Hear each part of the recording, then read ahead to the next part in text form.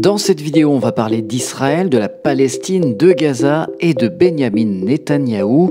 Mais nous allons commencer avec une devinette qui a dit « Quiconque veut contrecarrer la création d'un État palestinien doit soutenir le renforcement du Hamas et transférer de l'argent au Hamas. » Attention, j'avoue ce n'est pas facile car ce n'est pas un Palestinien ni même un sympathisant de Gaza, c'est Benyamin Netanyahou.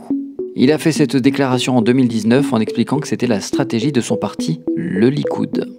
C'est le journal israélien Haaretz, très critique envers Benyamin Netanyahou, qui ressort cette archive. Pour le journal de gauche israélien Haaretz, Benyamin Netanyahou est le premier responsable de la guerre entre Israël et Gaza.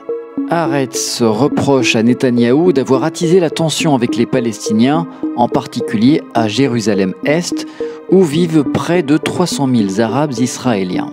Le Premier ministre a par exemple autorisé des manifestations nationales juives dans la vieille ville qui ont provoqué des heurts avec les Palestiniens. Il a aussi permis à la police d'intervenir violemment sur l'esplanade des mosquées, un lieu saint pour les musulmans, ce qui a suscité la colère du Hamas et d'autres groupes armés à Gaza. Le journal estime que Netanyahou a joué avec le feu pour satisfaire sa base électorale et pour empêcher la formation d'un gouvernement d'union nationale entre ses adversaires politiques. Netanyahou est également accusé d'avoir intégré l'extrême droite dans son gouvernement, ce qui aurait contribué à aggraver la situation.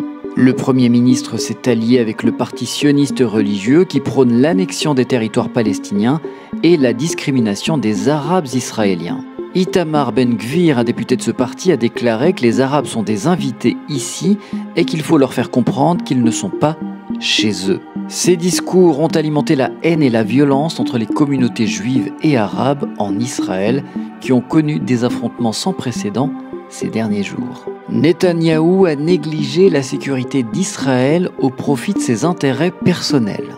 Le Premier ministre est mis en cause dans plusieurs affaires de corruption et il a tenté de réformer la justice pour échapper à un procès.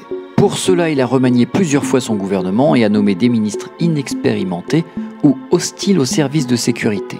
Par exemple, il a confié le portefeuille de la défense à Bezalel Smotrich, un leader de l'extrême droite religieuse, qui a critiqué à plusieurs reprises les chefs militaires et les services de renseignement. Cette désorganisation a empêché Israël de prévenir et de contrer l'attaque massive du Hamas, qui a lancé plus de 2000 roquettes sur le territoire israélien depuis le 7 octobre. Netanyahou doit partir maintenant. Israël ne peut pas emprisonner 2 millions de Gazaouis sans payer un prix cruel.